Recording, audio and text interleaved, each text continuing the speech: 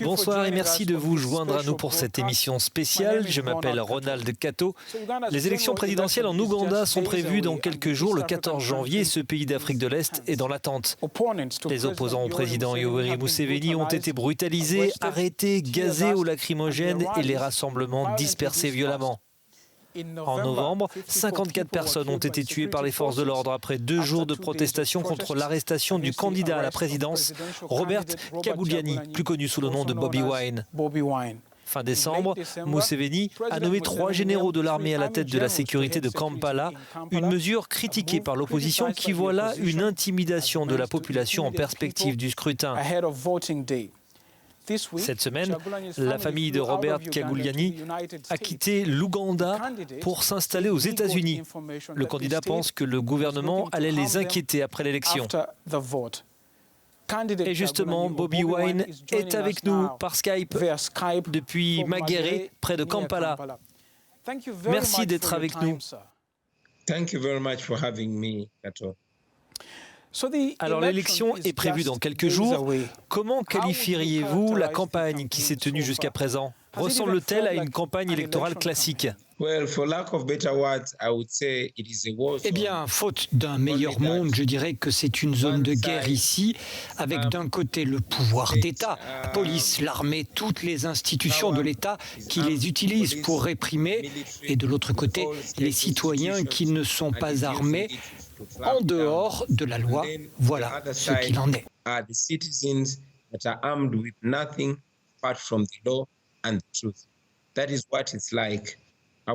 J'ai été arrêté le jour de la confirmation de ma candidature et persécuté, et mon équipe a été prise pour cible. Et on lui a tiré dessus. Ils ont tué des membres de mon équipe. Au moment où nous parlons, plus de 120, en fait, pour être précis, 126 personnes, membres de mon équipe, y compris des infirmières, des médecins, des chauffeurs, des techniciens, des gens qui préparent la nourriture, sont détenus dans un établissement militaire.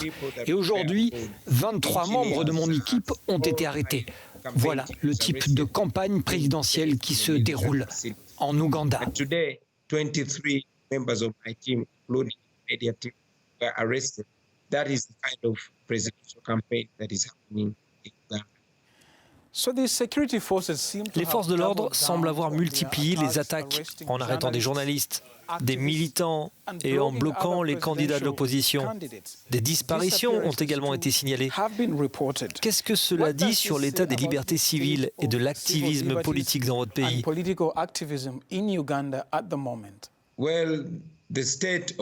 Eh bien, l'état des libertés civiles et des libertés fondamentales est en fait inexistant. L'Ouganda est une dictature militaire qui se fait passer pour une démocratie. Et en se faisant passer pour une démocratie, elle a pu gagner sa légitimité à travers le monde. Le général Museveni a enfilé un costume et a caché son uniforme militaire et l'AK-47 qu'il utilise pour réprimer le peuple ougandais, et il s'est présenté au monde extérieur comme un démocrate. Notre devoir est d'exposer la réalité ici, en Ouganda. Le général Museveni a pris le pouvoir par la force du fusil, c'était en 1986. Cela fait 35 années de répression et de domination par les armes à feu, mais aussi 35 années à tromper le monde extérieur. Il est de notre devoir en tant que génération de montrer l'Ouganda tel qu'il est et de montrer l'Ouganda tel qu'il devrait être.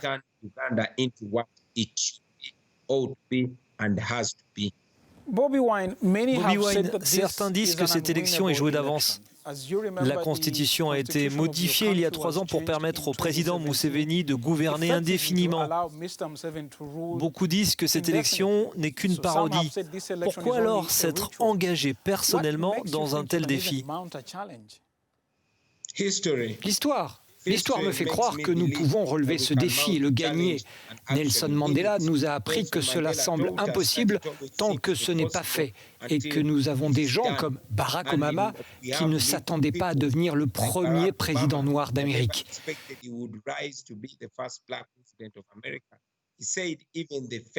Il a dit que même face à des obstacles insurmontables, les gens qui aiment leur pays peuvent le changer et nous aimons l'Ouganda. L'Ouganda est tout ce que nous avons, nous sommes nés ici. Nous sommes responsables de la vie de nos parents, mais surtout, il nous faut réparer la vie de nos enfants, nous assurer qu'ils ne doivent jamais fuir leur pays parce que leurs parents défendent la vérité. C'est pourquoi nous insistons et osons croire et osons avoir confiance en nos espérances. Nous pouvons vraiment mettre fin à la dictature en Ouganda. C'est arrivé ailleurs, c'est arrivé en Gambie, c'est arrivé au Burkina Faso, c'est arrivé au Soudan. Nous pouvons supprimer un dictateur et en fait, nous supprimons un dictateur. It happened in Burkina Faso. It just happened in Sudan. We can remove a dictator, and indeed, we are removing a dictator. Le pouvoir vous accuse aussi d'avoir enfreint les mesures prises pour enrayer la propagation du coronavirus. C'est pour cette raison que des personnes ont été arrêtées. Sur ce point-là, ils n'ont quand même pas tout à fait tort, non ?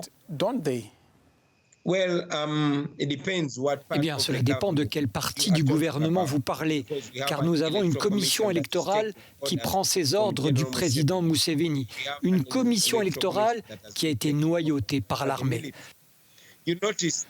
Vous remarquez que la violence armée a tué beaucoup plus de personnes dans ce cycle électoral que la Covid-19. En seulement 2 jours en novembre, même si le général Museveni affirme que seules 54 personnes ont été tuées, notre Bureau des droits de l'homme a reçu plus de 100 rapports de meurtre, sans parler des centaines de blessés et des milliers de détenus sans accusation crédible. Vous voyez donc que la Covid-19 est militarisée par le régime. La Covid-19 est utilisée par le général Museveni pour justifier sa répression et l'étouffement continu de tous les principes de la démocratie en Ouganda.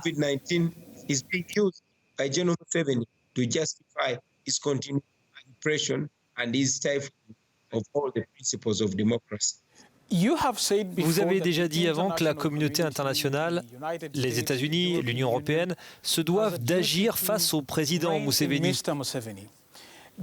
Ils ont d'ailleurs condamné les violences de novembre et ont appelé à des élections libres et équitables. Que doivent-ils faire de plus selon vous ? Eh bien, d'abord et avant toute chose, nous remercions la communauté internationale d'avoir fait entendre sa voix au moment où cela était nécessaire. Mais je tiens à rappeler que la communauté internationale, et je tiens à lui rappeler que la complaisance à certains degrés cause des problèmes encore plus graves dans les pays en développement comme l'Ouganda. Encore une fois, nous sommes reconnaissants des déclarations qui ont été faites. Mais encore une fois, par exemple, l'Ouganda continue de recevoir plus de 100 millions de dollars des États-Unis pour soutenir les forces de sécurité. C'est la même somme d'argent qui est utilisée pour violer les droits du peuple ougandais. Je l'ai mentionné il y a 2 ans, mon chauffeur a été abattu avec une arme à feu américaine. Mais nous continuons à recevoir une aide qui ne sert pas à améliorer la vie du peuple ougandais. Bobi Wine, une dernière question avant de vous laisser partir. Si le résultat de l'élection du 14 janvier vous était défavorable, reconnaîtriez-vous votre défaite ?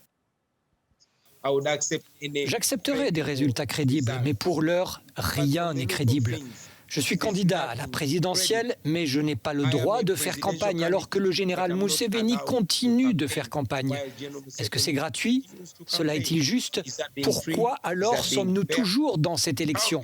Nous participons à cette élection en guise de protestation et nous avons appelé le peuple à participer massivement et à voter pour protester. Nous voulons que ce soit une protestation.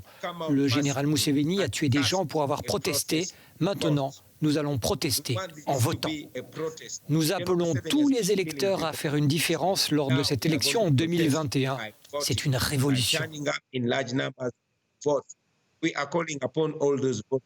To make a difference in this election in 2021.